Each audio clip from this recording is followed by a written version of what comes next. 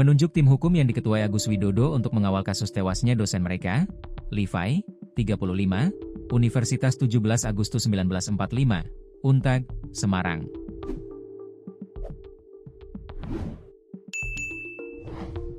Agus menyampaikan pihaknya merasa ada kejanggalan dalam kematian Levi dalam konferensi pers pada Jumat, 21 November 2025. Karena ditemukan sejumlah kejanggalan dalam kematian almarhumah, Dekan FH Untag meminta kepolisian untuk melakukan autopsi lengkap, termasuk pemeriksaan forensik digital, tutur Agus, Jumat, dilansir kompas.com.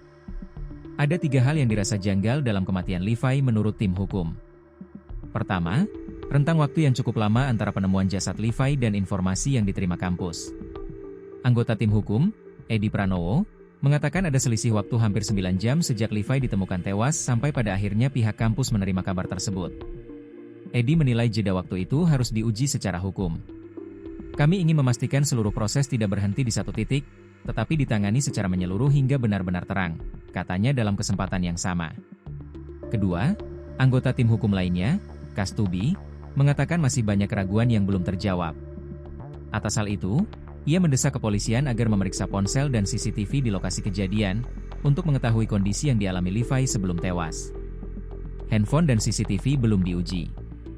Apakah ada intimidasi atau tekanan yang membuat kondisi yang menyebabkan tekanan darah begitu naik secara drastis? Jelasnya. Ketiga, penempatan khusus, Patsus, terhadap Kasubdit Dalmas Direktorat Samapta Polda Jateng, AKBP Basuki, turut menjadi sorotan.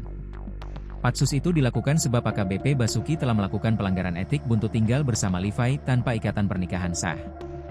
Meski demikian, apakah ada tindak pidana dalam kasus Levi? Pihak kepolisian masih menyelidikinya.